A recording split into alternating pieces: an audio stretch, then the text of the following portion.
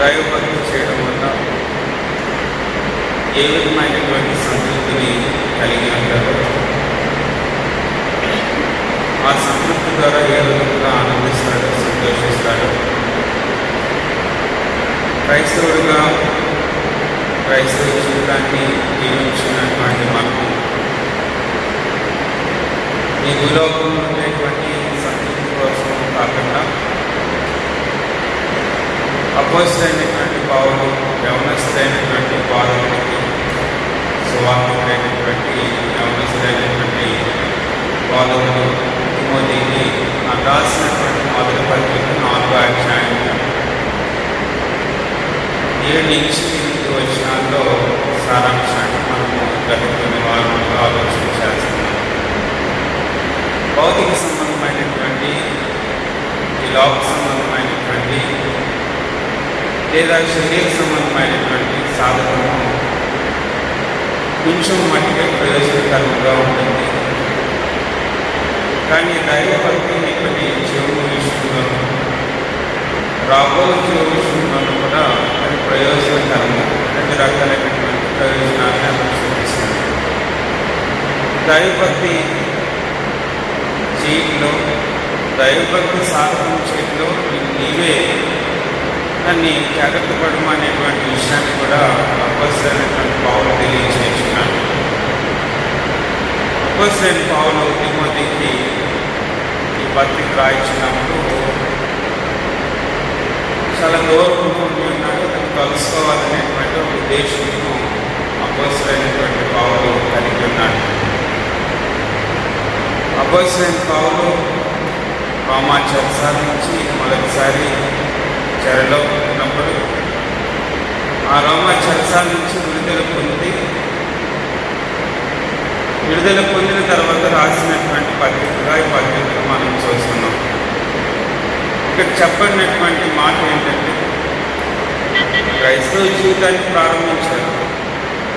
క్రైస్తవ జీవితాన్ని ప్రారంభించిన తర్వాత ఆ దైవభక్తి అనేటువంటిది ఎవరో చెబితే వచ్చేటువంటిది కాదు. ఆ దైవభక్తిని నీకు నీవే సాధన చేసుకోవాల్సినటువంటి అవసరత ఉన్నది అనేటువంటి విషయాన్ని తెలియజేస్తున్నాను. దైవభక్తి ఒక ఫలానా వ్యక్తి చెప్పడం ద్వారానే మనం ప్రార్థన చేయాలి. దైవభక్తి ఫలానా వ్యక్తి చెప్పడం ద్వారానే వాక్యము అనేటువంటి విషయంలో మనం అభివృద్ధి పొందాలి. దైవభక్తి అనగా ప్రతి పరిశుద్ధులను తండ్రి అయిన దేవుని ఆరాధించినప్పుడు సంఘముగా, సమాజముగా భయభక్తులతో, భక్తి శ్రద్ధలతో ఆయనను స్తుతించి ఘనపరిచి ఆరాధించాలని ప్రత్యేకంగా ఎవరైనా చెప్తేనే ఇక్కడ మనం కోరుకోవాలా. లేదా గత కొన్ని వారములుగా అదేవిధముగా ఈ వారం కూడా సంఘముగా కూడుకోవడానికి అవకాశం లేదు కాబట్టి ఇక మనం దైవభక్తి చేయవలసినటువంటి పని లేదని మనం నిశ్చయించుకున్నాము. అలా నిశ్చయించుకుని ఉన్నప్పుడు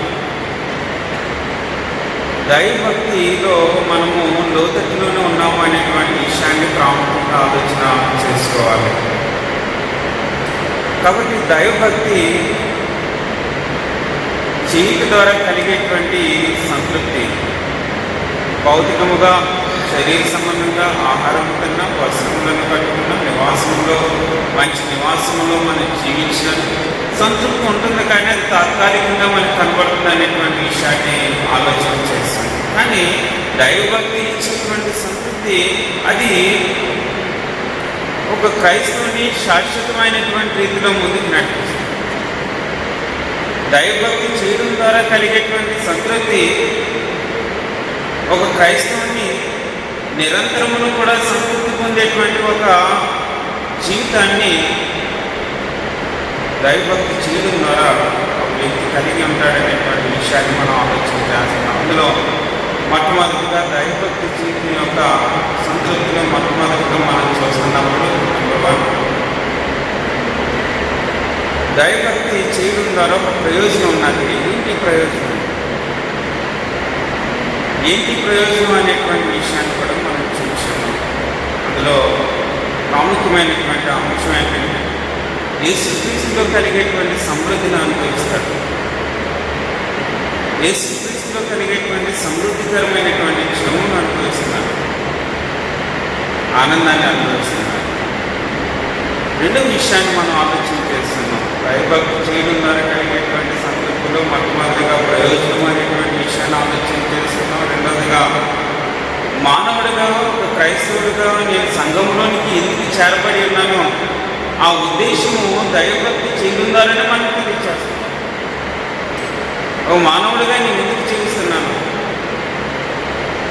జీవించినటువంటి జీవితంలో సంఘంలోనికి నేను ఎందుకు చేరబడి అక్కడ నేను నివసించున్నాను, ఈ ఉద్దేశం ఎప్పుడు తెలియచేయబడుతుందంటే దైవభక్తి చేయడం ద్వారా. సొలొమోను తన యొక్క జీవితంలో ఈ భూలోకంలో జీవిస్తున్నప్పుడు ఎందుకోసమే నేను జీవించాలి అనేటువంటి ఒక ఆలోచన కలిగి ఉన్నాడు సొలొమోను.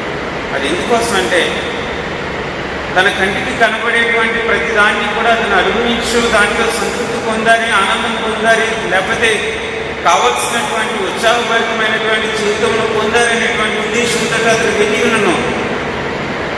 చివరికి అదంతా వ్యర్థమని తెలుస్తుంది. ఎందుకంటే తన ఉద్దేశం దేవుడు ఎందుకు ఆయనను సృజించి ఉన్నాడో అది తెలుసుకోలేకపోయాడు. తెలుసుకోలేనప్పుడు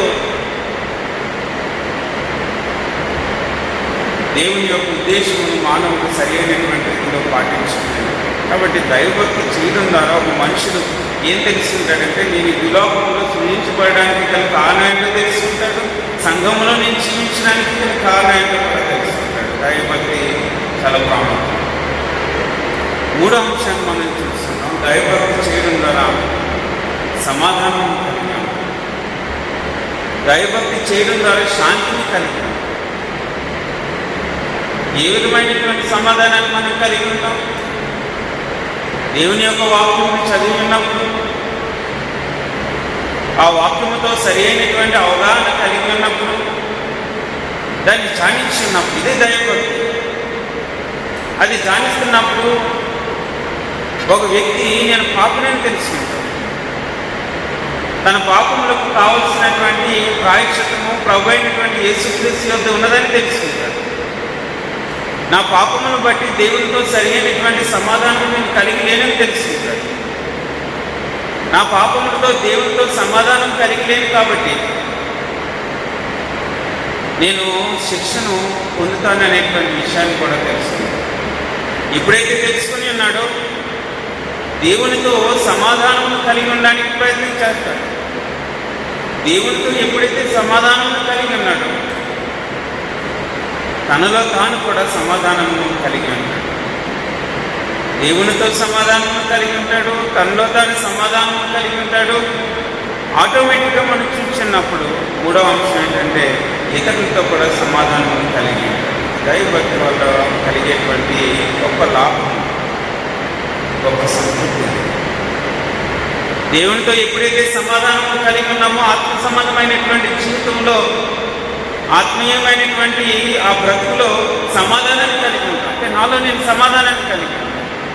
నాలో నేను ఎప్పుడైతే శాంతిని సమాధానాన్ని కలిగి ఉన్నానో మనుషులందరితో కూడా శాంతిగా సమాధానంగా కలిసి బ్రతకడానికి నేను జీవిస్తాను. ఇది దైవభక్తి వల్ల కలిగేటువంటి లాభం. ఈరోజు నాలుగో అంశాన్ని మనం ఆలోచించాలి. అపోస్తలుడైన పౌలు ఇది రాసినటువంటి పత్రిక 2వ అధ్యాయము 11 నుంచి 14 వచనాలు మనం చదువుకుంటున్నాం. చాలా ప్రాముఖ్యమైనటువంటి అంశం. దైవభక్తి చేయడం ద్వారా ప్రయోజనము, దైవభక్తి చేయడం ద్వారా తన యొక్క ఉద్దేశము, దైవభక్తి చేయడం ద్వారా సమాధానము, దైవభక్తి చేయడం ద్వారా క్రైస్తవుల్లో ఒక అభిలాష అనేటువంటిది పుడతారు. దాన్ని చాలా ప్రాముఖ్యంగా మనం ఆలోచన చేస్తున్నప్పుడు దీన్ని మనం ఏంటంటే కోరిక అని అంటాం. ఒక కోరిక పుడతారు. దైవభక్తి చేయడం ద్వారా కోరిక పుడతారు.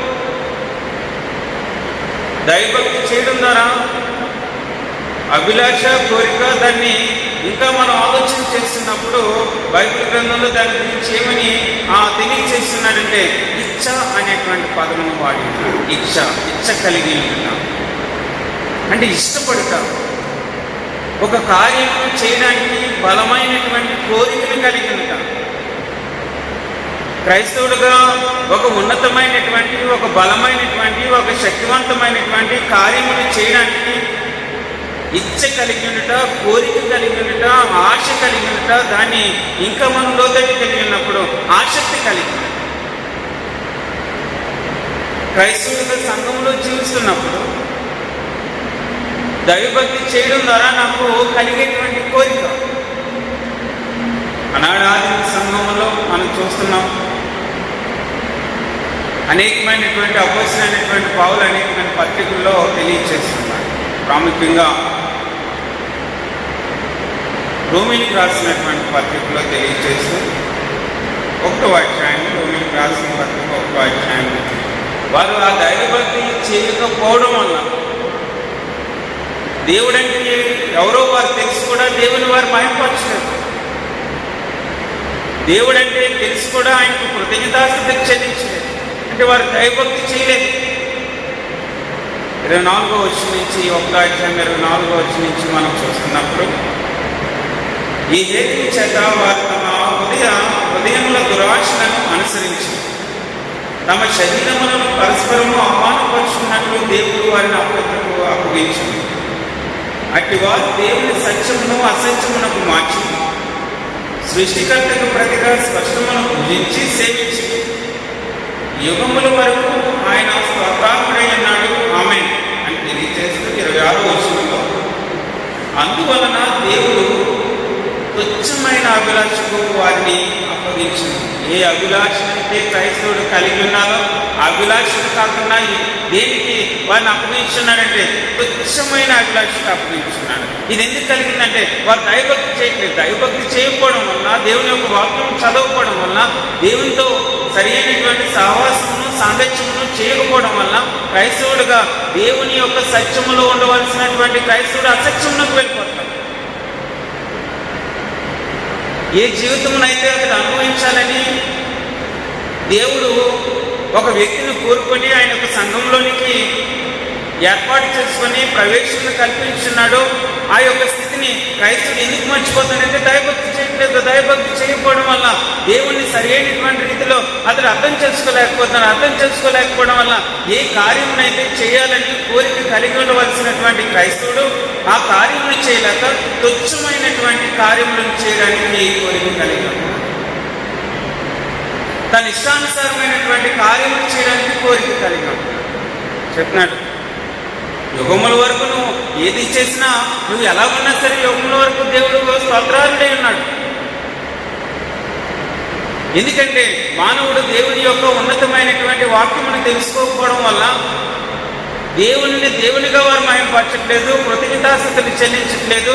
ఆ దేవుడిని నిజమైనటువంటి దేవుణ్ణి వారు ఎలా మార్చున్నారంటే ఒక విగ్రహముగా, ఒక ప్రతిమా స్వరూపముగా మార్చి ఉండడం అనేటువంటి ఆనాడు ఉండేటువంటి క్రైస్తవ సంఘంలో మనం చూస్తున్నాం.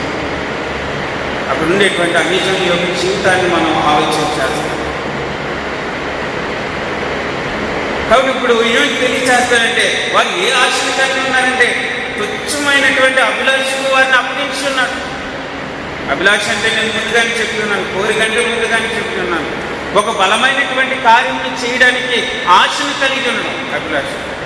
ఒక శక్తివంతమైనటువంటి కార్యములు చేయడానికి ఆశను కలిగి ఉండడం అభిలాష. ఒక ఉన్నతమైనటువంటి కార్యములు చేయడానికి ఒక క్రైస్తవుడిగా ముందుకు కొనసాగడం అభిలాష. ఇలా కొనసాగలేకపోతున్నాం అంటే దానికి గల కారణం ఏంటంటే దైవభక్తి చేయట్లేదు. దైవభక్తి చేయకపోవడం వల్ల మనుషుడు ఏ మార్గమునైతే దేవుడు ఉంచి ఉన్నాడో తన ఎదుట ఆ మార్గమును విడిచిపెట్టి ఏ కోరికతోటైతే దేవుని యొక్క మార్గంలో నడవాలని దేవుడు ఆశించున్నాడో ఆ మార్గమును, ఆ కోరికను, ఆ యొక్క ఆశను విడిచిపెట్టి తుచ్చమైనటువంటి అభిలాషకు మానవుడు వెళ్ళిపోవడం అనేటువంటి రోమిలికి రాసినటువంటి పత్రిక 7వ అధ్యాయంలో క్రైస్తవ జీవితాన్ని చూపిస్తూ నువ్వు ముందు ఎలా ఉండేటువంటి వాడివి, నువ్వు దీన్ని ఇష్టపడ్డావు, దీని అందు ఇచ్చ కలిగి ఉన్నావు, ఈ ఇచ్చను విడిచిపెట్టి నువ్వు ఇంకొక ఇష్టం నువ్వు కలిగి ఉండడానికి వచ్చి ఉన్నావు. ఇక్కడికి వచ్చిన తర్వాత కూడా దేన్నైతే కోరిక కలిగి ఉండి ముందు నీ యొక్క జీవితాన్ని అనుభవించున్నావో అదే కోరికలో నడిచినట్లయితే దానివల్ల ప్రయోజనము లేదు. 7వ అధ్యాయము తెలియచేస్తున్నాడు. 7వ అధ్యాయము 4వ వచనంలో మనం చూస్తున్నప్పుడు ఇక్కడ నాకు కనబట్టలేదు, సరిగ్గా చదవకపోతే మరి మీరు రిజిస్టర్ చేసుకోవాల్సిందిగా కోరుతున్నాను. 7వ అధ్యాయం 4వ వచనంలో, కావున నా సహోదరులారా, మనం దేవుని కొరకు ఫలము ఫలించినట్లు మృతులలో నుండి లేచిన క్రీస్తు అను వేరొకరిని చేరుటికై మీరును ఆయన శరీరం ద్వారా ధర్మశాస్త్రం విషయమై మృతులైతే, అది అనగా మనము శరీర సంబంధమైనప్పుడు మరణార్థ ఫలమును ఫలించుటకై ధర్మశాస్త్రము వలనైన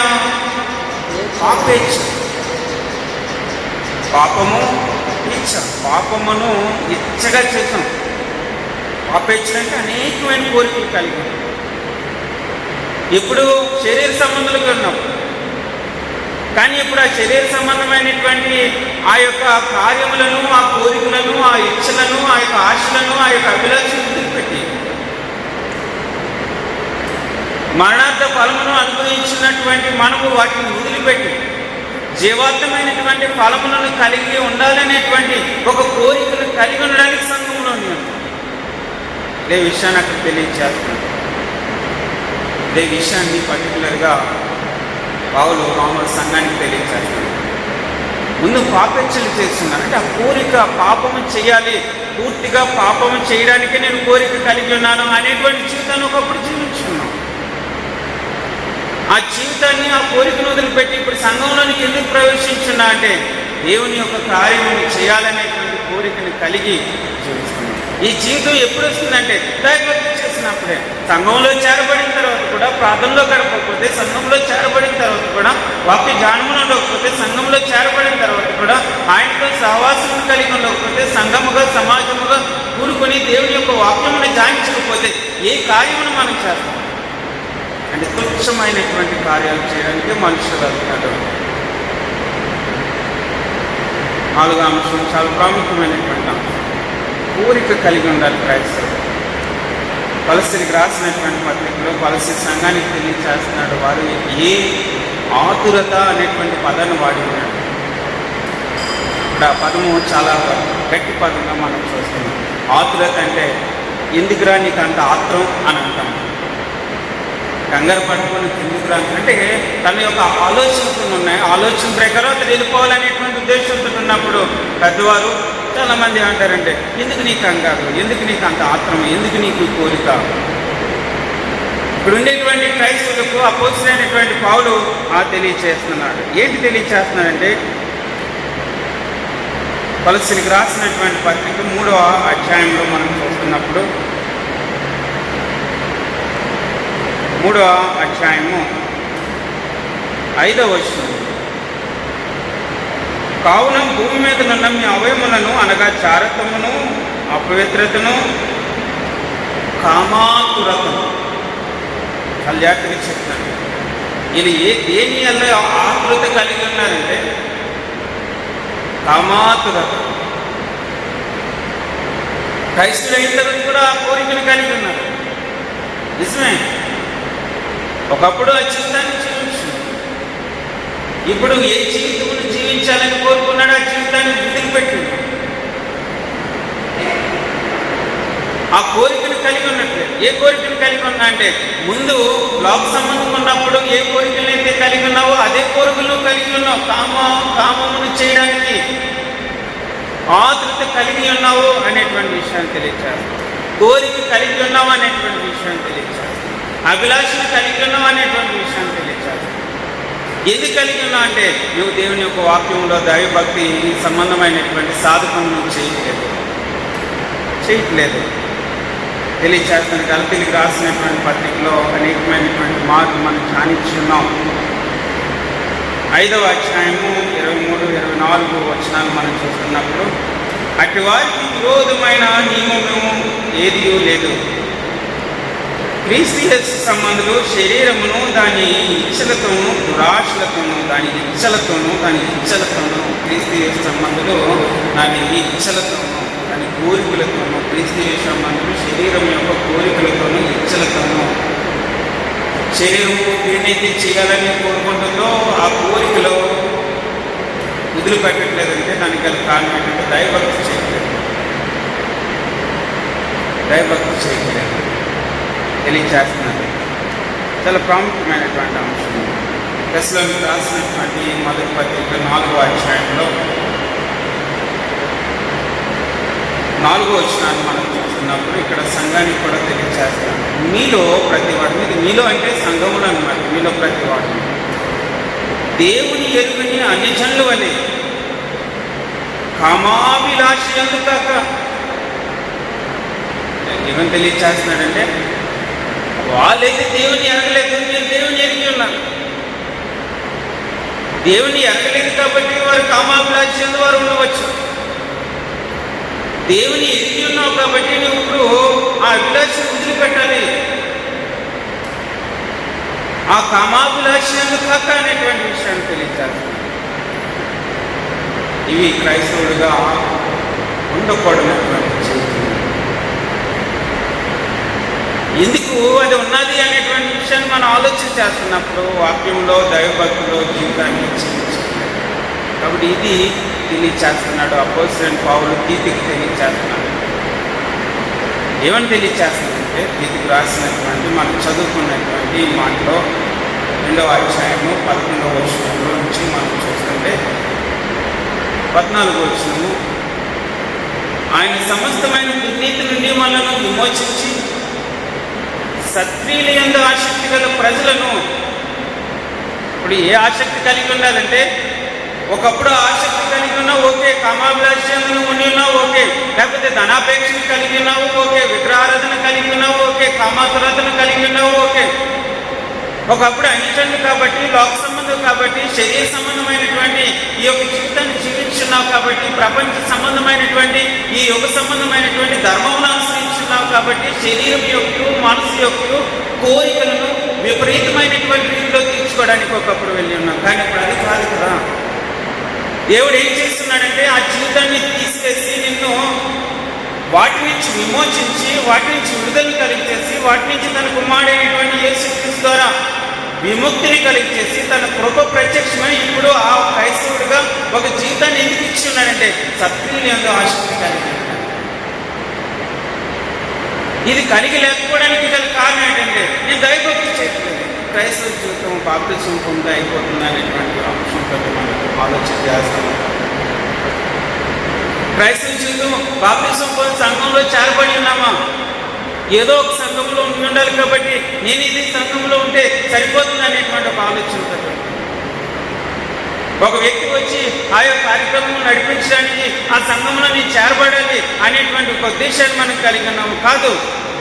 ఒక బలమైనటువంటి కోరికను, ఒక బలమైనటువంటి ఆశను, ఒక శక్తివంతమైనటువంటి ఒక అభిలాషను, ఒక ఆసక్తిని కలిగి ఉండడానికి క్రైస్తవుడిగా జీవితాన్ని సంఘంలో నేను ప్రారంభించున్నాను. అది ఎప్పుడు తెలుసుకుంటానంటే, ఆ సంఘములో బాప్తిసం పొందిన తర్వాత, చేరబడిన తర్వాత, దైవభక్తి చేస్తున్నప్పుడు నీకు నీవే సాధన చేసుకో.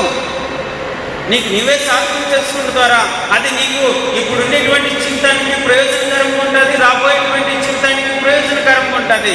అదేంటంటే, ఇదిగో నీకు ఆసక్తిని పుట్టిస్తుంది. ఏ ఆసక్తిని పుట్టిస్తుంది అంటే, సత్క్రియలందు ఆసక్తి గల ప్రజలను తన కోసము తన జాతర చెప్తుంది. ఏమంటాడంటే, సత్క్రియలందు ఆసక్తి గల ప్రజలను తన కోసము పవిత్రపరుచుకుని తన శుద్ధిగా చేసుకుంటకు తను తానే మన కొరకు అప్పగించుకున్నాం. మాకు మీరు ఆలోచన చేస్తాం. దేవుని యొక్క కృప ప్రత్యక్షమై ఈ భూలోక సంబంధమైనటువంటి ప్రతి భక్తిహీనత నుంచి, ఈ భూలోక సంబంధమైనటువంటి ప్రతి పాప జీవితం నుంచి, ఈ భూలోక సంబంధమైన ఈ ప్రపంచ ధర్మము నుంచి, ఈ యుగ సంబంధమైనటువంటి ఈ యొక్క జీవితం నుంచి విడుదల కలిగి చేసి తన ప్రజలను ప్రత్యేకపరిచి ఏర్పాటు చేసుకొని నిర్ణయించుకొని తన యొక్క సంఘములో ఎందుకు కట్టుకుని ఉన్నాడంటే, మళ్ళా లోక సంబంధమైనటువంటి కోరికలు కలిగి ఉండడానికి కాదు, సత్క్రియలందు ఆసక్తి గల ప్రజలను తన కోసము ఏర్పాటు చేసుకుంటున్నాడు. తానే పవిత్రపరుచుకుంటున్నాడు. నేను నా కోసం పనిచేయాలి, నా కోసం ఊరికి కలిగి, నా కార్యం చేయడం, తీతుకు అనేకమైనటువంటి మార్లు తీతుకు రాసిన పత్రికను మనం చూస్తున్నప్పుడు 2వ అధ్యాయం 14వ వచనంలో కానీ 2వ అధ్యాయము 7-8 వచనంలో కానీ 3వ అధ్యాయము 2వ వచనాన్ని మనం చూస్తున్నాను, 3వ అధ్యాయం 8వ వచనాన్ని చూస్తున్నాము, 3వ అధ్యాయం 14వ వచనాన్ని చూస్తున్నాము. ముక్తి ఒక్క నుంచి అవలసినటువంటి పౌరు ఒకే పద్ధతిలో ఎన్నిసార్లు ఏమి చెప్తున్నానంటే మీరు సత్క్రియ చేయండి, సత్క్రియ చేయడానికి పాపక్రియ చేయడానికి కాదు సంఘంలో ఉంటారు. నేను పాపం చేస్తున్నానని తెలిసి కూడా మనుషులు ఇంకా పాపంలోనే ఉండి ఉన్నాడంటే పట్టణ ప్రశ్న. అందుకని ఏమంటే వారిని కింద మనం చదువుకున్నటువంటి రాసినటువంటి పత్రిక 1:26 వచనం కింద మనం వెళ్తున్నప్పుడు వారిని భ్రష్ట మనసుకు అప్పగించిన అనేటువంటి విషయాన్ని కూడా తెలియజేస్తారు. ముఖ్యమైన అభిలాషకు అప్పగించడమే కాకుండా దేవుడే వారిని ఏం చేస్తున్నాడంటే భ్రష్ట మనసుకు అప్పగించి ఇది పాపము అని తెలుసుకోవడం. ఈ పాపం చేయొద్దు అని ఇతరులు చెప్పినా కూడా ఆ పాపంలోనే మనుషులు ఉన్నాడంటే ఇది వాడి ప్రశ్నే. భ్రష్ట మనసుకు వారిని అప్పగించారు. కాబట్టి పౌలు తీతుకు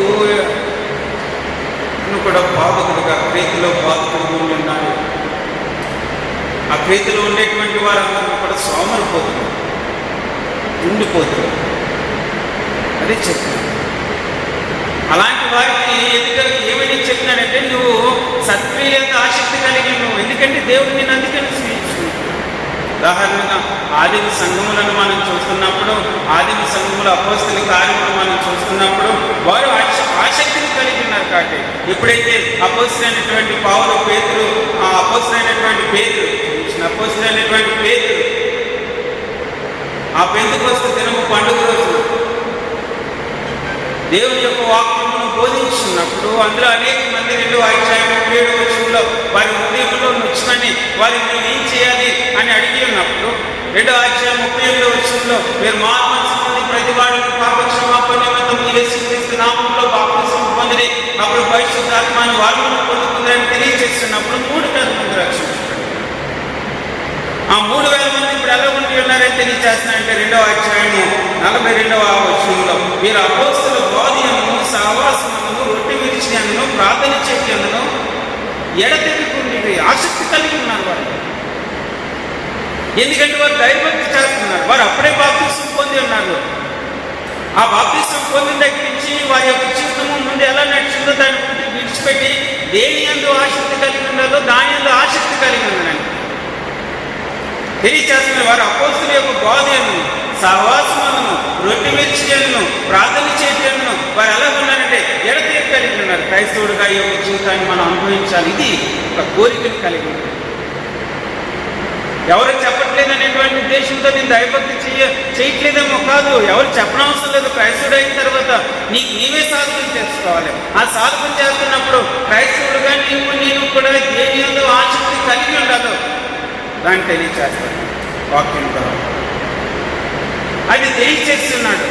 అందుకని వారు అలా ఉన్నారు. ఇంకా అపోస్తల కార్యం 5వ అధ్యాయము 42వ వచనం మనం చూస్తున్నప్పుడు ప్రతి దినము ఎవ్రీడే దేవాలయంలోనూ ఇంటింటను మానక బోధించుచు యేసే క్రీస్తుని ప్రకటించున్నది వారి ఆసక్తి. వాకు సంబంధమైనటువంటి కార్యములను వారు విడిచిపెట్టారు. వారు దైవభక్తి చేయడం ద్వారా మానక ఎవ్రీడే ప్రతి దినము దేవాలయంలో వారు కూడుకుంటున్నారు. అదేవిధంగా ఇంటింటిను వారు కూడుకుంటున్నారు. సమయం దొరికినప్పుడు ఎక్కడైతే వారు కూడుకొని దేన్ని ధ్యానించినారంటే వాక్యాన్ని వారు ధ్యానిస్తున్నారు.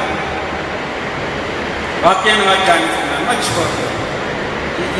ఇది అపేక్షను కలిగి ఉండాలి. ఇది హృదయంలోంచి పుడుతుంది. హృదయంలోంచి ఎప్పుడు పుడుతుందంటే వాక్యం లోపలికి వెళ్ళినప్పుడు పుడుతుంది. ఆ వాక్యం లోపలికి వెళ్ళండి ఏమన్నట్టు సాత్వికముతో దేవుని యొక్క వాక్యమును అంగీకరించండి అని అన్నాడు. అంగీకరించినప్పుడు ఆ హృదయంలోనికి వెళ్ళి ఉన్నటువంటి ఆ వాక్యము ఆ హృదయంలో ఏ కోరికనైతే లోక సంబంధమైనటువంటి కోరికను కలిగి ఉన్నా అది తీసివేసి నీవు ఈ కోరికని కలిగి ఉండాలని క్రైస్తవుడు కలిగి చేస్తాడు. అది దైవభక్తి చేసినప్పుడు మాత్రం. ఒకవేళ నువ్వు ఇలా వెళ్ళాలనేటువంటి ఒక ఆలోచన నేను కలిగి ఉంటే నువ్వు ఇలా వెళ్ళడం తప్పు అనేటువంటి ఉద్దేశాన్ని అది కలిగి ఉంటుంది. అది నాకు నేర్పుతుంది వాక్యం. 8వ అధ్యాయం 4వ వచనంలో తెలియచేసిన అపోస్తలుల కార్యములు కాబట్టి చెదరిపోయిన వారు సువార్త వాక్యమును ప్రకటించు. స్తెఫనుకు కలిగినటువంటి అత్యంత భయంకరమైనటువంటి ఆ స్థితిని బట్టి 7వ అధ్యాయం అపోస్తలుల కార్యంలో వారందరికీ కూడా తను చూసి చెదరిపోయింది కాబట్టి ఎక్కడికైనా వెళ్ళిపోయింది కాబట్టి మన పని అయిపోయింది అనేటువంటి ఉద్దేశంతో ఎవరైతే వాడు విశ్లేషణ పడతారు. అయిపోయింది అనేటువంటి ఉద్దేశంతో ఎవరు కార్యక్రమంలో వారు లేరు. వారు ఏం చేస్తున్నారంటే సంచారం చేస్తున్నారు. ఏమి సంచారం చేస్తున్నారంటే దేవుని యొక్క వాక్యమును ప్రకటించు. ఆ ప్రకటించడానికి వారు ఆసక్తి కలిగింది. ఇది బలమైనటువంటి కోరికది. ఆనాడు ఆదిమ సంఘములు అలా ఉన్నది. 14వ అధ్యాయం 3వ వచనాన్ని మనం చూస్తున్నప్పుడు కాబట్టి వారు ప్రభువును అనుకుని ధైర్యంగా మాట్లాడుతూ అక్కడ బహుకాలం గడిపి ప్రభువు వారి చేత సూచక్రియలను మహత్కార్యములను చేయించి తన కృపావాక్యమునకు సాక్ష్యమిచ్చింది. వారు ఆసక్తి ప్రభువును అనుకుని వారు ధైర్యంగా మాట్లాడుతున్నారు. వారు బహుకాలం గడిపినారు. వారు ఆసక్తి ఆదిమ సంఘం గొప్ప విషయం చెప్పాలి. సుమారుగా క్రీస్తు శకము 33వ సంవత్సరంలో అపోస్తలుల కార్యములు 2వ అధ్యాయం మనం చూస్తున్నప్పుడు సంఘము స్థాపించబడింది. దేవుని ప్రణాళికలో ఉన్నటువంటి నిత్య సంకల్పంలో ఉన్నటువంటి ఆ సంఘము స్థాపించబడి ఉన్నటువంటి ఆ సంఘం 30 సంవత్సరంలోనే భూలోకంలో ఉండేటువంటి ప్రతి ఒక్కరికి కూడా వాక్యం ప్రకటించింది. 30 years 30 సంవత్సరాల్లోనే ప్రపంచవ్యాప్తంగా ఉండేటువంటి ప్రతి స్థలములను కూడా దేవుని యొక్క వాక్యము ప్రకటించబడింది. ఎందుకు ప్రకటించబడింది? వారు ఆసక్తి కలిగి ఉన్నాను కాబట్టి. ఏమైనా అప్పుడు సైకిల్ ఉన్నాయా, లేకపోతే ఏదైనా బండి ఉన్నాయా, లేకపోతే ఏదైనా కార్లు ఉన్నాయా, లేకపోతే ఎన్ని కబుర్లు ఉన్నాయో, లేకపోతే ఏదైనా వారి యొక్క ప్రాణములను తెగించి కూడా వారి శరీరం కృషించిపోతున్నప్పుడు వారు బలహీనైపోతున్నప్పుడు దేవుని యొక్క కార్యములను చేయడానికి వారు ఆసక్తి అభిలాష కోరికలు కలిగి ఉన్నారు. కొలస్సీలకు రాసినటువంటి కొలస్సీ పత్రికను మనం చూస్తున్నప్పుడు అపోస్తలుడైనటువంటి పౌలు మొదటిసారి చర్చాల్లో రోమన్ చెరలో ఉన్నప్పుడు ఆ యొక్క పత్రిక రాసినట్టు మనకు కనబడుతుంది. సుమారుగా 60 నుంచి 63 సంవత్సరం మధ్య ఆ పత్రిక రాసి ఉండవచ్చు అనేటువంటి విషయాన్ని మనకు తెలియజేస్తున్నారు. కాబట్టి 33, 63 మధ్య మనం చూస్తే 30 సంవత్సరాలు. ఇప్పుడు ఈ పత్రిక రాసినప్పుడు అపోస్తలుడైనటువంటి పౌలు 1వ అధ్యాయం కొలస్సీలకు రాసిన పత్రిక 1వ అధ్యాయం 23వ వచనంలో ఒక మాట చెప్తున్నాడు. అదేంటంటే పునాది మీద కట్టబడిన వారే స్థిరమవ్వండి. మీరు విన్నట్లు ఆకాశం క్రింద ఉన్న సమస్త సృష్టికి, అంటే 30 సంవత్సరంలోనే ఆకాశం కింద ఉన్నటువంటి సమస్త సృష్టికి కూడా దేవుని యొక్క వాక్యం ప్రకటింపబడింది. అలా ప్రకటింపడానికి గల కారణం ఏంటంటే ఆదిమ సంఘములు ఉండేటువంటి అపోస్తలులు, లేకపోతే అక్కడ ఉండేటువంటి శిష్యులు, అందులో ఉండేటువంటి విశ్వాసులు, అందులో ఉండేటువంటి అక్కడ ఉండేటువంటి క్రైస్తవులు వారు దేవుని యొక్క వాక్యమును ప్రకటించాలి అనేటువంటి ఒక బలమైనటువంటి కోరికను, ఒక ఆశను, ఒక అభిలాషను వారు కలిగి ఉన్నారు. కాబట్టి 30 సంవత్సరాలనే ప్రపంచంలో అంతా కూడా వారు దేవుని యొక్క వాక్యాన్ని ప్రకటించుకున్నారు. ఇదే విషయాన్ని కొలస్సీలకు రాసినటువంటి పత్రిక 1వ అధ్యాయం 6వ వచనంలో తెలియచేస్తున్నాడు. ఈ సువార్త సర్వలోకంలో ఫలించుతూ వ్యాపించున్నట్టుగా. ఆల్రెడీ అది ఏమవుతుందంటే స్ప్రెడ్ అయిపోతుంది. సర్వలోకంలో వారికి ఇచ్చినటువంటి ఆజ్ఞను వారు పాటిస్తున్నారు. మీరు సర్వలోకంలోకి వెళ్ళి సర్వ సృష్టిని కూడా సువార్తను ప్రకటించండి. వారి సమస్త సృష్టిని కూడా వారి సువార్తను ప్రకటించారు. ఆకాశం కింద ఉన్నటువంటి సమస్త సృష్టిని కూడా వారి సువార్త ప్రకటించారు. Within 30 years. ఎందుకు? నా పక్కడికి చెప్పలేకపోతుంది, నా ఇంట్లో ఉండేటువంటి నా కొడుకు చెప్పలేకపోతుంది, నా కూతురికి చెప్పలేకపోతుంది, నా పక్కన ఉండేటువంటి నా ఇరుగు వారికి చెప్పలేకపోతుంది, నా బంధువులకి చెప్పలేకపోతుంది, నా స్నేహితులకి చెప్పలేకపోతుంది. అటువంటి కోరిక నేను కలిగి ఉన్నాను. క్రైస్తవ జీవితం నామకార్థం. ఎందుకు తెలుసా? ఆసక్తి లేదు. ఎందుకు నేను జీవిస్తున్నాను అనేటువంటి ఆసక్తి క్రైస్తవ జీవితంలో పుట్టింపుకోవడానికి గల కారణం ఏంటంటే నేను వాక్యం చదవట్లేదు, దైవభక్తి చేయడం. సంవత్సరానికి నేను బాప్తిసం పొంది ఒక 20 సంవత్సరాలు అయ్యి ఉండొచ్చు, లేదా 10 సంవత్సరాలు అయ్యి ఉండొచ్చు, 5 సంవత్సరాలు అయ్యి ఉండొచ్చు. సంవత్సరానికి ఒక్క వ్యక్తిని నేను రక్షించాను.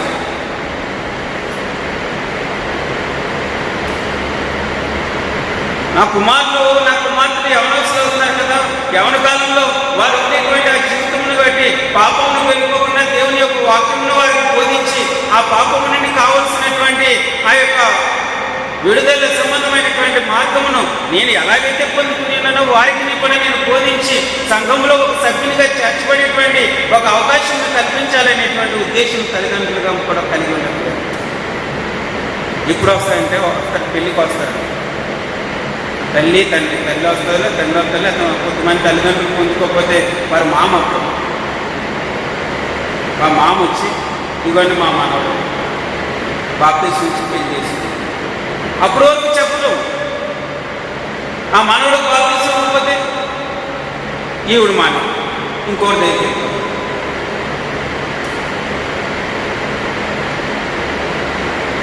అదే మనవడికి నువ్వు ఇన్ని సంవత్సరాల నుంచి బాప్తిసం పొంది ఉన్నావు కదా, నీ కన్నులు ఎదుర్కొంటేనే అదే మనవడు నీ ఎదుర్కొంటే పెరిగి ఉన్నాడు కదా. ఒక తల్లిదండ్రులుగా నీ కుమార్తెని ఎదుర్కొంటేనే పెరిగి ఉన్నారు కదా. ఒక యవన కాలంలో వారి యొక్క జీవితాన్ని ప్రారంభించున్నారు కదా. చాలా మార్లు విశ్వతి కార్యక్రమం చాలా హంగులతోటి, ఆర్భాటంతో, పెద్ద వాటితోటి చేస్తుంది. చాలా సంతోషం చేస్తుంది కాదంటలేదు. కానీ యవన ప్రాయంలో ప్రవేశించినటువంటి ఆ వ్యక్తికి కావలసినటువంటి రక్షణ సంబంధమైనటువంటి మార్గమును బోధించాలి అనేటువంటి ఒక ఆలోచనను తల్లిదండ్రులుగా కలిగి ఎందుకు తెలుసా? తల్లిదండ్రులకు దైవభక్తి చేయాలి. వారు చేస్తున్నట్లయితే వారు ఎలాగైతే రక్షించబడి ఉన్నారో అలాగే యవన ప్రాయంలోనే వారి కుమార్తెలు కూడా రక్షించబడడానికి కావాల్సినటువంటి మార్గం వారు చూపిస్తారు. ఆసక్తి కొద్దువవుతుంది. నేను అప్పుడప్పుడు అంటే సరిపోతుంది, ఇదే క్రైస్తవ జీవితం అనుకునేటువంటి వారు నా ముఖస్థితి కోసం దైవజనులకు నేను అప్పుడప్పుడు నేను వందనాలు చెప్తే సరిపోతుంది అనేటువంటి వారికి కొద్దిమంది వచ్చి, లేదా ఈ భూలోకంలో నేను కొన్ని కార్యములు ఒక పెళ్లి చేసుకోవడానికో, లేకపోతే ఒక కుటుంబం చేయించుకోవడానికో, లేకపోతే చచ్చిన తర్వాత తీసుకెళ్ళడానికో నేను ఏదో ఒక సంఘంలో ఉండాలి కాబట్టి ఆ సంఘంలో నా పేరు లిఖించబడితే సరిపోతుంది అనేటువంటి ఒక ఆలోచన కాదు. క్రైస్తవుడుగా సంఘంలో నేను ఉంటున్నటువంటి క్రైస్తవ జీవితాన్ని నేను అనుభవిస్తున్నటువంటి క్రీస్తు యొక్క సువార్తను ప్రకటించడానికి ఆ బలమైనటువంటి కోరిక కలిగి, ఆ కోరికను ఆదిమ సంఘం వారు కలిగి ఉన్నారు కాబట్టి 30 సంవత్సరాల్లోనే ఆకాశముఖంగా ఉన్నటువంటి సమస్త సృష్టికి కూడా వారు దేవుని యొక్క వాక్యం చెదరిపోయి సంచారం చేయొచ్చు. ఆకలి గప్పులతో వారు ఉంటూ, వస్త్రహీనులై వారు ఉంటూ, వారు చనిపోతున్నా దాన్ని భరిస్తూ అర్థసాక్షులే దేవుని యొక్క వాక్యం సర్వలోకంలో ప్రకటించారు. వారికి ఉన్నటువంటి ఆసక్తి, వారికి కలిగినటువంటి ఆసక్తి ఎప్పుడంటే వారు దైవభక్తి చేస్తున్నారు. అపోజినటువంటి రావు దశలోనిక పట్టణానికి మొట్టమొదటిగా వెళ్ళి ఉన్నారు. ఈనాడు నాకు తెలియదు కానీ గత కొన్ని ఈ వారం కూడా సంఘముగా ముందుకొని మనం దొరకలేదు కాబట్టి ఆ ఆరాధన రికార్డ్ చేసి దాన్ని ప్రయాసంతో యవనస్తులు దాన్ని మళ్ళీ యూట్యూబ్లోనికి అప్లోడ్ చేస్తున్నప్పుడు కూడా లేట్ అయిపోతుంది అనేటువంటి ఉద్దేశంతో చేస్తాను. నేను అప్పుడు అనుకుంటున్నాను వీళ్ళు లేట్ అయిపోతుంది అనేటువంటి ఒక ఆలోచన కలిగి ఉన్నారు. కానీ చూసి వాళ్ళు ఎప్పుడు పెడతారనేటువంటి ఉద్దేశాన్ని వారు కలిగి ఉన్నారు.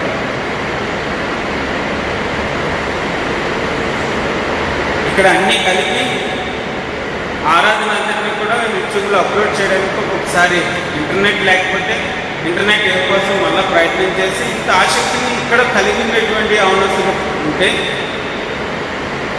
అసలు దాని గురించి పట్టించుకోలేనటువంటి ఏం చేస్తున్నారంటే చాలా మార్లు చాలా సంతోషం చూస్తే చూడండి, లేకపోతే దాన్ని నేను విమర్శ చేయట్లేదు. అంటే ఒకసారి పరీక్షించిన మాత్రం దేని అంత ఆసక్తి ఒక సీరియల్లో ఒకరోజు చూడకపోతే మరుసటి రోజు యూట్యూబ్ ఛానల్ ఓపెన్ చేసి ఆ సీరియల్ ఎక్కడ ఉంటుంది అనేటువంటి ఉద్దేశంతో కొడుకునో కూతురునో టైప్ చేయించి మరీ ఆ యొక్క సీరియల్ చూస్తాం. ఏదైనా చూడదలుచుకుంటే ఇప్పుడు ఆల్మోస్ట్ అందరి దగ్గర కూడా ఏమున్నాయంటే స్మార్ట్ ఫోన్స్ అనేటువంటి వాటిని సులభంగా చూస్తుంది.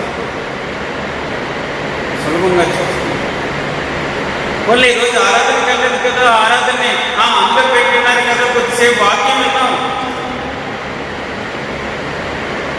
అనేటువంటి ఒక ఆలోచన మాత్రం మనుషులు కలిగి ఆసక్తిని కలిగి లేదు. లేదు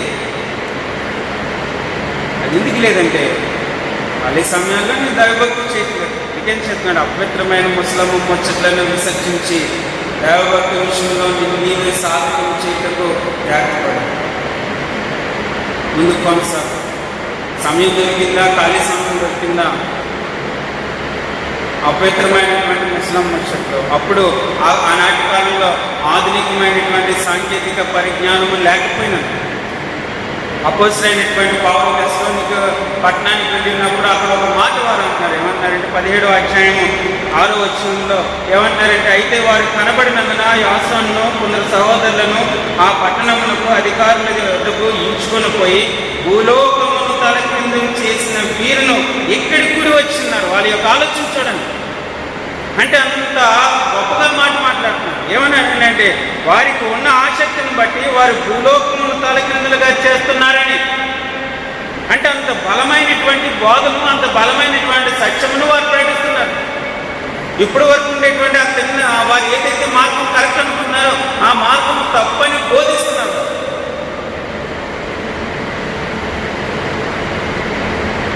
ఇప్పుడైతే వెంటనే ఏదైనా ఒక ఛానల్ కట్టుకునే వ్యక్తిని ప్రపంచవ్యాప్తంగా కూడా తెలియపోతుంది. కానీ అప్పుడు అది లేదే. వెళ్తున్నప్పుడు అక్కడ ఆహారం ఉంటుందా, వెళ్తున్నప్పుడు అక్కడ హోటల్ ఉంటుందా, వెళ్తున్నప్పుడు అక్కడ ఏదైనా కావాల్సినటువంటి ఆ సకల పరిచర్యలు ఉన్నాయా? వాక్యం చెప్పడానికి రారా బాబు అంటే దేనిలో తీసుకెళ్తారండి? మీరు తీసుకెళ్తారా? డబ్బులు వాక్యం వినడానికి కూడా వ్యాన్ పెట్టాలి, ఒక ఆటో పెట్టాలి, లేకపోతే ఒక బస్సు పెట్టాలి, ఏదైనా ఒక ఏమంటారు బైబిల్ చూడడం జరిగినాయి. లేకపోతే కాకినాడలో మెక్లరీన్లో కొన్ని తరగతులు జరిగినప్పుడు రెండంటే ఒక్కడు రాదు, రమ్మని మనం పిలవాలి. ఎందుకు పిలవాలి? పిలిచినప్పుడు కూడా ఆటో పెడుతున్నారా? ఆటో పెట్టిన తర్వాత మరి రాత్రి అయిపోతుంది కదా, భోజనాలు ఏమైనా తయారు చేసి ఆ టైం భోజనాలు దొరుకుతాయి, టిఫిన్ దొరుకుతాయి. ఇన్ని తిట్టిన తర్వాత ఇన్ని ఏర్పాటు చేసి వస్తాయి. ఆడికి వెళ్ళి ఇన్ని దొరుకుతాయి. వాక్యం వినాలనేటువంటి తపన కోల్పోయాడు. దైవజ్ఞానం ఉండాలనేటువంటి ఒక కోరికను మనుషులు కోల్పోయాడు. అప్పుడు అలా కాదు. ఏ విధమైనటువంటి సాంకేతికమైనటువంటి పరిజ్ఞానం లేకపోయినప్పుడు వారిని చేయడం చెప్తుందంటే వారు భూలోకమును తలక్రిందులు చేసేటువంటి వారు అక్కడ ఉన్నారు అనేటువంటి విషయాన్ని మనం చూస్తున్నాం.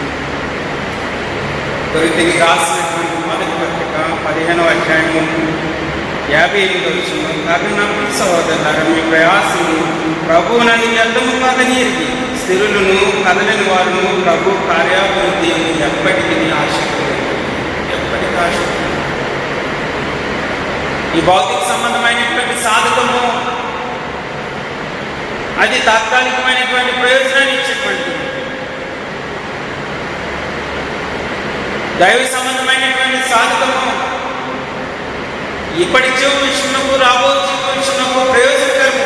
ఇక్కడ ఇక్కడ అదే విషయాన్ని సింపుల్గా తెలియజేస్తున్నారు. ఏమంటాడంటే మీ ప్రయాసము, ఏ ప్రయాసం అయితే ప్రభువునందు మీరు చేస్తున్నారో అది వ్యర్థం కాదు. వ్యర్థమైపోయింది ఏంటంటే ఈ లోక సంబంధమైనటువంటి ప్రయాసం, వ్యర్థమైపోయింది ఏంటంటే భౌతిక సంబంధమైనటువంటి ప్రయాసం. ఇదంతా కూడా స్పాయిల్ అయిపోతుంది. కానీ ఎప్పుడు కూడా ఉండేటువంటిది నువ్వు ప్రభువునందు ఎంత ప్రయాసం కలిగి ఉండడానికి నువ్వు ఆసక్తి చూపుతున్నావు అదే. కానీ అన్నాడు ప్రభు కార్యాభివృద్ధి అంది ఎప్పటికీ కూడా ఆసక్తినే ఉండండి, మీరు స్థిరులుగా ఉండండి, కదలని వారు ఉండండి, మర్చిపోతుంది. ఆసక్తుల గురించి మనం ఆలోచన చేస్తున్నాం. ఆసక్తి మనుషులు దేవుని కార్యములు చేయాలనేటువంటి ఆసక్తిని కలిగి ఉంటే ఆటోమేటిక్గా శక్తి ఉత్పన్నం. ఆసక్తిని కలిగి లేకపోతే నేను ఇంకా సోమరులాగా ఉంటాను. సోమరులా ఉండడానికి కాదు, క్రైస్తవ జీవితాన్ని ఉంచడానికి, జీవించడం.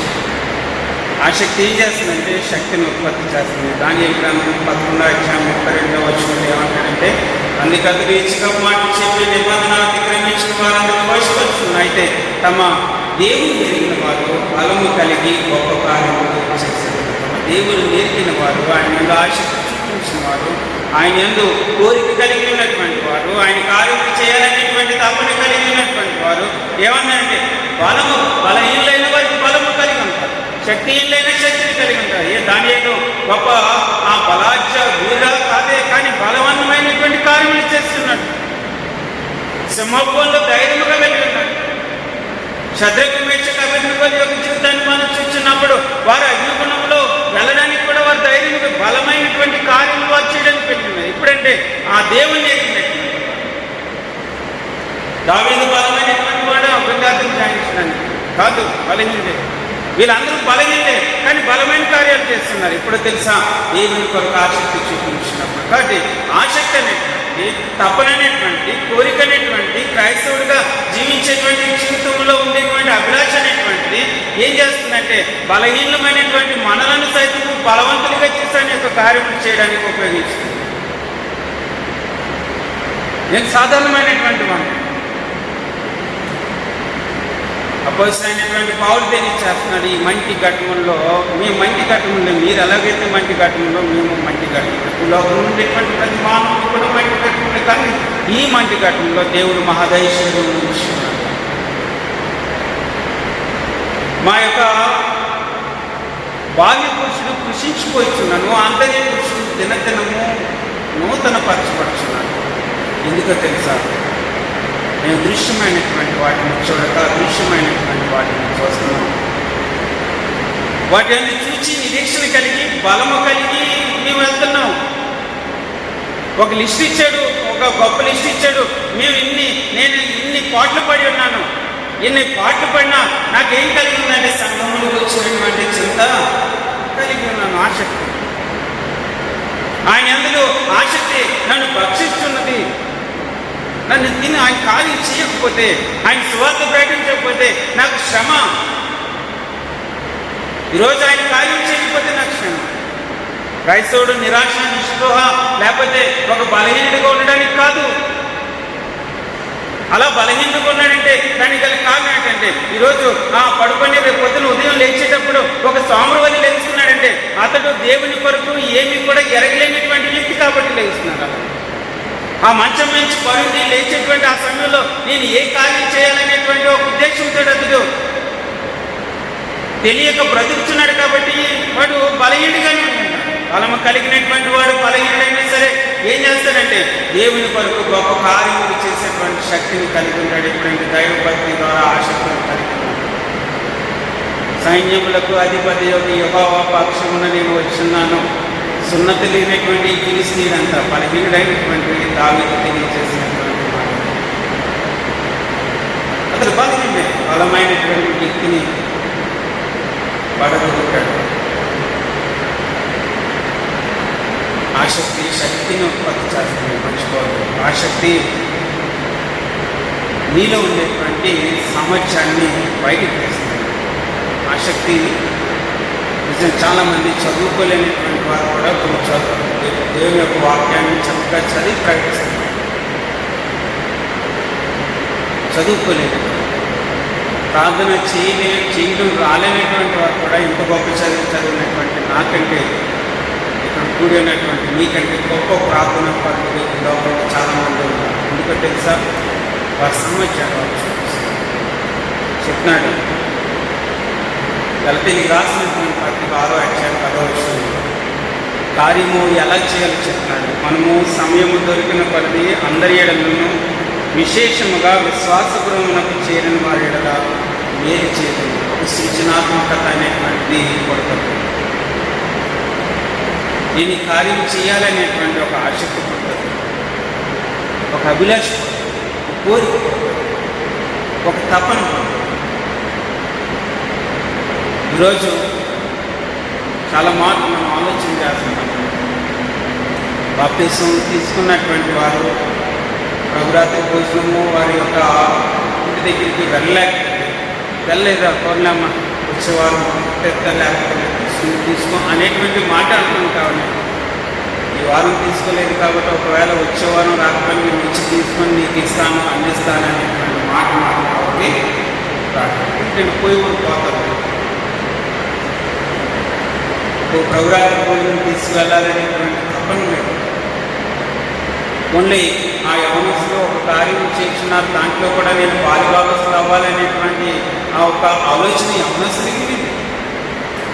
ఎవడో కార్యం చేసుకుంటాడు, ఆ కార్యం అది చేసుకుని మన కార్యం అది చేసుకున్నాం అనేటువంటి ఒక ఆలోచన.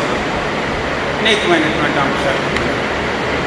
ఆసక్తి ఉత్సాహం ఇస్తుంది, ఆసక్తి శక్తిని పుట్టిస్తుంది, ఆసక్తి సృజనాత్మకతను ఇస్తుంది, ఆసక్తి ఆనందాన్ని ఉత్సాహాన్ని నింపుతుంది. దేవుడు తన కుమారుడిని యేసుక్రీస్తు ద్వారా గొప్ప ఉన్నతమైనటువంటి ఆశీర్వాదాలు అనుభవిస్తున్నారు. సింహాసన పత్రిక 1వ అధ్యాయం 3వ వచనంలో ఈ విషయాన్ని తెలియజేస్తున్నాను. తీతుకు రాసిన పత్రిక 1వ అధ్యాయం 2వ వచనంలో దేవుడు ఏర్పరచుకున్న వారి విశ్వాసం నిమిత్తము నిత్య జీవ నిరీక్షణతో కూడిన భక్తికి ఆధారములకు సత్యం విషయమై అనుభవ జ్ఞానం నిమిత్తం దేవుని దాసులు యేసుక్రీస్తు అపోస్తలుడైన పౌలు మన అందరం విశ్వాస విషయంలో నా నిజమైన కుమారుడు తీతుకు విషయమని చెప్పి రాయడం చెప్పినట్టు మేము ఎందుకు ఈ యొక్క పోరాటం మాకు ఎందుకు ఉత్సాహం వస్తుందండి?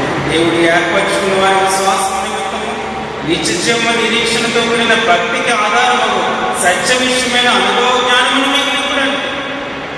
దీని నిమిత్తమే మాకు ఉత్సాహం కలిగి మాకు ఎవరైనా డబ్బులు ఇస్తున్నారా? డబ్బులు ఇవ్వలేదు. ఎవరైనా మాకు ఏమైనా ఇస్తున్నారా? పని మాకు తెలుసు, ఈ పని చేయాలనేటువంటి ఉద్దేశం మాకు తెలుసు కాబట్టి పని చేస్తాం. అది ఎలా చేస్తున్నా అంటే ఉత్సాహంతో చేస్తాం. అది ఎందుకు చేస్తున్నా అంటే మా కొరకు నిరీక్షణ ఉన్నది, ఆ నిరీక్షణ కొరకు చేస్తాం. కొరింథీయులకు రాసినటువంటి 2వ పత్రిక 5వ అధ్యాయం 1-4 వచనాలు మనం చూస్తున్నప్పుడు ఇవన్నీ చెప్తున్నాను. భూమి మీద ఈ గుడారం శిథిలమైపోయిన దేవుడు మా కొరకు కట్టినటువంటి ఒక పట్టణం ఉంది, దానికోసం మేము వెళ్తున్నాం అని చెప్తూ 8వ వచనంలో చెప్తున్నాడు. ఇట్లు ధైర్యం కలిగి ఈ దేహం విడిచిపెట్టి ప్రభువును నివసించుటకు ఇష్టపడుచున్నాం.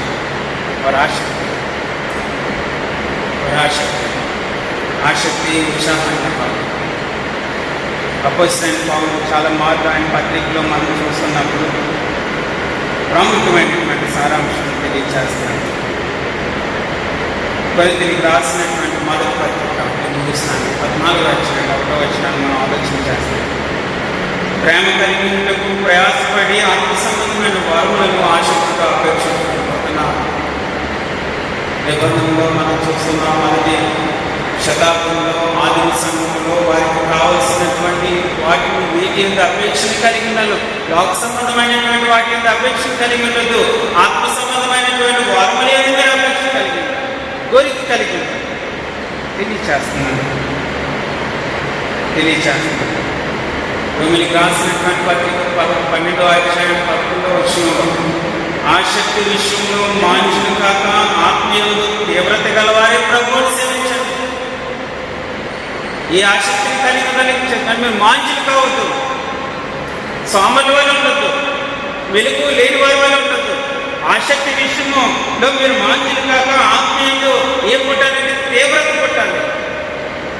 ఒక తీవ్రమైనటువంటి కాంక్షతో, ఒక తీవ్రమైనటువంటి ఒక కోరికతో, ఒక తీవ్రమైనటువంటి ఒక ఇచ్చతో, ఒక తీవ్రమైనటువంటి అభిలాషతో, ఒక తీవ్రమైనటువంటి దేవుని యొక్క కార్యమును బలముగా చేయాలనేటువంటి ఒక తపనతో ప్రయత్నం ముందుకు వెళ్ళాలి. మాంద్యులయ్యేవా చెప్తున్నాడు కదా, మొట్టమొదట వారు కామాభిలాషను ఏ విధంగా అయిపోయారో, పాపేచ్ఛలను వారు ఏ విధంగా చేస్తున్నారు, లేకపోతే కామాతురాతల వారు ఏ విధంగా అనుసరించున్నారు, లేకపోతే గులాబ్ సంబంధమైనటువంటి కార్యములు చేయడానికి వారు ఏ విధంగా వెళ్తున్నారు. అలాగే ఆ కోరికని మనం కలిగి ఉంటాం. కానీ దేవుని యొక్క కార్యములను కోరిక కలిగి ఉండాలనేటువంటి ప్రతి ఒక్కరికి కూడా మొట్టమొదటి ఏం చేయాలంటే దైవభక్తి చేయాలి. దైవభక్తి ఏం నేర్పుతుందంటే ఆసక్తిని కలిగిస్తుంది. ఆసక్తి ఏం చేస్తుందంటే శక్తిని కలిగి చేస్తుంది. ఆసక్తి ఏం చేస్తుందంటే ఒక సామర్థ్యాన్ని ఇస్తుంది. ఆసక్తి ఏం చేస్తుందంటే ఉత్సాహాన్ని ఇస్తుంది. ఆ తీవ్రత కలిగి ఉన్నప్పుడు ఆ లోపల ఉండేటువంటి ఆత్మ నువ్వు ఈ కార్యం చెయ్యి, దేవుని ఎడల దేవుని కొరకు కార్యం చెయ్యి అనేటువంటి ఒక ఉత్సాహం, శక్తిని, ఒక ప్రేరణను కలిగిస్తుంది.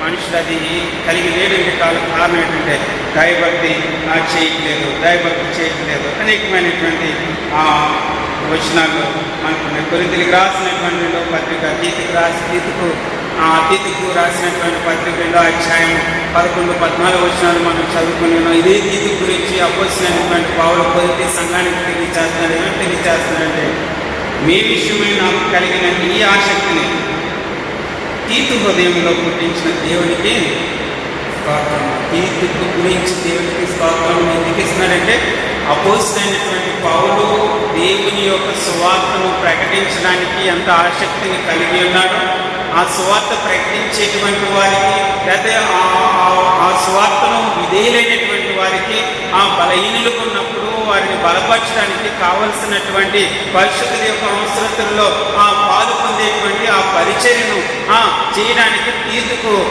ఎన్నుకోబడింది. తీతుకు ఎన్నుకోబడడానికి కారణం ఏంటంటే తీతుకు కూడా అదే ఆసక్తిని కలిగి, పౌలు ఏ ఆసక్తిని అయితే కలిగి ఉన్నాడో తీతుకు అదే ఆసక్తిని కలిగి ఉన్నాడు. ఇప్పుడు ఇదే చెప్తున్నాడు, నేను ఏదే ఆసక్తిని అయితే కలిగి ఉన్నానో అదే ఆసక్తిని తీతు హృదయంలో పుట్టించినటువంటి దేవునికి మనకు పుట్టట్లేదండి. ఆసక్తి అది ఉత్పన్నం అవ్వట్లేదు. లోక సంబంధంగా కార్యాలు చేయాలనేటువంటి ఆసక్తి మాత్రం ఉన్నది. చివరిగా ముగిస్తాను. తీతుకు రాసినటువంటి పత్రికలోనే చదవబడిన లేఖన భాగంలో నేను చదివి ముగిస్తాను. నీకు వచనాలు ఉన్నాయి. 11వ వచనం నుంచి దయచేసి అందరూ కూడా గమనించండి. మనము భక్తిహీనతను, ఇహలోక సంబంధమైన దురాశలను విసర్జించి, ఇహలోక సంబంధమైన దురాశలను, ఆశలను విసర్జించాము, ఆ కోరికలను విసర్జించాము. వాటి యందు ఆసక్తి కలిగి ఉన్నాము ఒకప్పుడు, ఇప్పుడు కలిగి లేని వాటన్నిటిని విసర్జించాము. వాటి యందు అభిలాష కలిగి ఉన్నాము, వాటిని విడిచిపెట్టాము, ఇప్పుడు విసర్జించి శుభప్రదమైన నిరీక్షణ నిమిత్తం, అనగా మహాదేవులను మన రక్షకుడైన యేసుక్రీస్తు మహిమ యొక్క ప్రత్యక్షత నిమిత్తం ఎదురు చూచు ఈ లోకంలో స్వస్థ బుద్ధితోనూ, నీతితోనూ, భక్తితోనూ బ్రతికించడం మర్చిపోదు. స్వస్థ బుద్ధి, నీతి, భక్తి, ఇది దైవభక్తి. వాటిని విసర్జించి దేనికోసం వచ్చామంటే స్వస్థ బుద్ధిని కలిగి ఉండాలి. వాటిని విసర్జించి దేనికి వచ్చామంటే నీతిని చెయ్యాలని. ఆ దురాశను విడిచిపెట్టి దేనికోసం వచ్చాయంటే దురాశ అనేటువంటిది చాలా ప్రమాదకరమైనటువంటి అంశాన్ని యాకోబు తెలియచేస్తాడు. ఆ దురాశ అనేటువంటిది గర్భము ధరించి పాపమును కనగా పాపం పరిపక్వమై మాడమును కనుక ఆ దురాశను విడిచిపెట్టాం. అప్పుడు ఆశ కలిగి ఉన్నాం కాదంటలేదు. శరీరం యొక్క ఆశ తీర్చుకున్నాం, మనిషి యొక్క ఆశ తీర్చుకున్నాం. ఎలా పడితే అలా చేయండి, నో ప్రాబ్లం. వాటన్నిటిని విసర్జించాం కదా, వాటిని విడిచిపెట్టి ఇప్పుడు ఎలా ఉండాలని అంటున్నాడంటే దైవభక్తి చేయాలి. అందులో సింపుల్గా చెప్తున్నాడు, స్వస్థ బుద్ధితో ఉండాలి, నీతితో ఉండాలి, భక్తితో ప్రదక్షిణ వల్లని మనకు బోధించినది. ఆయన సమస్తమైన దుర్నీతి నుండి మనల్ని విమోచించి సత్క్రియలందు ఆసక్తి గల ప్రజలను తన కోసం పవిత్రపరుచుకొని తన శుద్ధిగా చేసుకుంటూ రక్షించుటకు తను తానే మన కొరకు అర్పించుకున్న వీటిని గురించి బోధించుచు హెచ్చరించు సంపూర్ణాధికారంతో దుర్బోధన ఖండించును. నిన్నెవరిని నిన్నెవరు కూడా పరపక్షంలో ఉన్నటువంటి వాడు ఎవరు కూడా నిన్ను తృణీకరించకుండా జాగ్రత్త కలిగి ఉంటే సత్వీయంగా ఆసక్తి కలిగి ఉండమని తెలియజేస్తాను.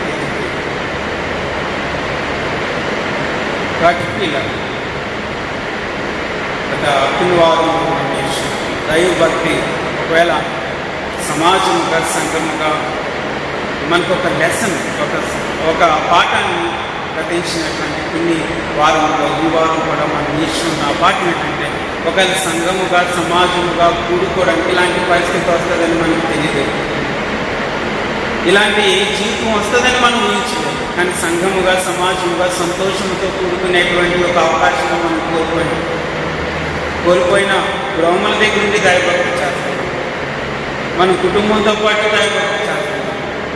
ఈ దైవభక్తి చేయడం ద్వారా వచ్చేటువంటి సంతృప్తిని ఇక్కడ చూపిస్తున్నాడు. ఆ సంతృప్తికి ఒక మనిషికి సమృద్ధికరమైనటువంటి ప్రయోజనాన్ని ఇస్తుంది.